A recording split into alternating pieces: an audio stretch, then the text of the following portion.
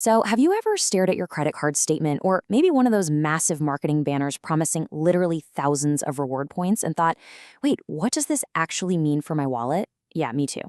Welcome to This Explainer. Today, we're doing a complete point value deep dive to unmask credit card rewards in 2026. We are going to cut right through the marketing jargon, bypass those dazzlingly large numbers, and find out the actual mathematical truth about what these rewards are really worth. And that brings us to the fascinating central question we have to answer. What is a credit card point actually worth in 2026? It sounds like a pretty simple question, right? But once you dive into the data, you uncover a secret that the banks definitely don't highlight in bold font. A point on one card is absolutely not equal to a point on another. In fact, a point on the exact same card can have wildly different values depending entirely on how you redeem it. Okay, let's dive into this. To get to the truth, we need a baseline metric, a source of mathematical reality that strips away all the fluff. We're going to use the effective reward rate. This is the true bottom line percentage of return you get on your spending. It doesn't just look at how many points you earn, it multiplies that earn rate by the actual rupee value of those points when you finally redeem them. This rate is the absolute truth, and it's the lens through which we're going to analyze all our data today. Here's our quick roadmap for this comparative deep dive. First, the point value illusion. Second, HDFC's premium travel power. Third, maximizing Access Atlas miles. Fourth, the direct cashback kings. And finally, number 5, caps, tiers, and expiries. Starting off with Section 1, the point value illusion. Let's look at why 5 points doesn't always equal 5 points. Credit card companies love throwing big numbers at us. Earning 5 points on a purchase sounds fantastic, doesn't it? But falling for the earn rate alone is a massive trap. To really illustrate this, let's compare two cards entirely within the HDFC ecosystem. We've got the Regalia Gold going head-to-head against the ultra-premium Infinia Metal Edition. Both of these cards earn points, but the tier of the card drastically changes what those points can actually do for you. Take a look at this number, 1 full rupee. When you hold the HDFC Infinia Metal Edition and you redeem your points for travel through HDFC's Smart Buy portal, every single point is worth exactly 1 rupee 00. Because the Infinia card gives you 5 points for every 150 rupees you spend, at 1 rupee a point, your effective reward rate for travel is a stellar 3.33%. Make no mistake, this is the absolute peak value of premium card tiers. Now let's sharply contrast that with this number, 20 paise. Yikes. If you hold the HDFC Regalia Gold and you take the most common route, getting a statement credit to pay off your bill, each point is only worth $0.20. Even if you buy Amazon or Flipkart vouchers, it's still stuck at $0.20. Because you earn 4 points per $150 spent, your effective reward rate absolutely plummets to just 0.53%. So the real takeaway here? One single Infinia point is worth 5 times more than a Regalia point for these standard redemptions. Just like that, the illusion is completely broken. Moving on to Section 2, HDFC's premium travel power, we are deconstructing the 33x myth. If you follow any sort of credit card strategy, you've probably heard the legendary claim of earning 33x points. Honestly, it sounds mathematically impossible, but this brilliantly illustrates the exact formula of how Infinia achieves that massive 33.33% return on hotel spending. It's a 3-step process. Step 1, you catch a 10x multiplier promotion on the Smart Buy portal. Step 2, you apply that 10x to your base earn rate of 5 points per 150 rupees. That results in 50 points. Step 3, because it's Infinia, those 50 points are valued at 1 rupee each. You just literally got $50 worth of value on a $150 spend. 50 divided by 150 is exactly 33.33%. Now, always remember the catch. These promotions have strict eligibility, specific categories, and sometimes booking caps. But when the stars align, the math is just unbeatable. Let's jump to Section 3, maximizing Access Atlas miles. This is all about the variable value of edge miles. So the Axis Atlas card introduces a completely different dynamic to the game.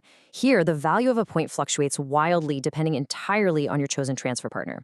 Now, what's really interesting about this slide is seeing the absolute floor and the ceiling of these valuations. Check out that top row. If you settle for a statement credit, an edge mile is a measly 0.20 rupees. But jump all the way down to the bottom row, if you transfer 2 edge miles to get 1 Singapore Airlines KrisFlyer mile and then book a specific premium business class ticket from Mumbai to Singapore that usually costs about 80,000 rupees, the math literally explodes. In that advanced scenario, your edge mile is suddenly worth 4.57 rupees. Guys, that is a 2,100% increase in value simply based on how you decided to redeem it. Insane, right? All right, Section 4, the direct cashback kings, specifically Amazon Pay and SBI cashback. Listen, if calculating KrisFlyer business class redemption ratios makes your head spin, you are going to absolutely love the sheer, straightforward power of direct cashback. The undisputed reigning champion of simplicity right now is the Amazon Pay ICICI card. If you're a Prime member, you get a flat 5% cashback on Amazon.in. That's it. No conversions, no redemption steps, no obscure point values to calculate. For every 100 rupees you spend, 5 rupees drops right into your Amazon Pay balance. Since the card is lifetime free, having an effective reward rate of 5% on your Amazon spend is incredibly powerful. But in the world of cashback, there is a new villain in town, the monthly cap. The SBI cashback card used to be the uncapped darling of the market. Everyone loved it. However, as of the April 2026 update, SBI slashed the 5% online cashback cap down to just 2,000 rupees per month. What does that mean for you? It means you max out your premium rewards after spending just 40,000 rupees online in a single billing cycle. This kind of sneaky devaluation is exactly why we track these numbers so closely. Let's actually visualize how that $2,000 monthly cap hits your wallet over a full year. We're comparing two different spenders here. If you spend 7.2 lakhs annually, mixing your online and offline purchases, your effective blended reward rate drops to about 3.67%. Still okay. But if you're a heavy spender pushing 12 lakhs a year, that monthly cap severely punishes you. It drags your effective reward rate all the way down to a sad 2.2%. Basically, the more you spend past their invisible cap, the worse the card performs mathematically.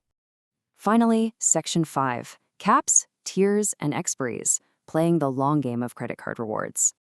We've spent a lot of time talking about how to maximize value, but we have to address the ultimate absolute enemy of reward points, expiry. For people who don't spend massively every month, let's call them slow accumulators, a card like the IDFC First Wealth is incredibly relevant. It offers a modest offline effective rate of about 1% and up to 2.5% online depending on your tiers. But the massive advantage here isn't the earn rate at all. It's the fact that it is lifetime free, offers a 0% Forex markup, and crucially, the points literally never expire. That 1% value is protected forever. Let's see how this builds out into a clear, actionable strategy. Think of this as your expiry checklist. HDFC Regalia Gold and Access Atlas points expire after 3 years. If you don't travel often enough to use them, they just vanish, making your effective reward rate a flat, depressing 0. On the flip side, HDFC Infinia, Amazon Pay ICICI, and IDFC First Wealth have absolutely no expiry. So the crucial point is this. If you tend to accumulate points slowly, you absolutely must choose a card with no expiry date.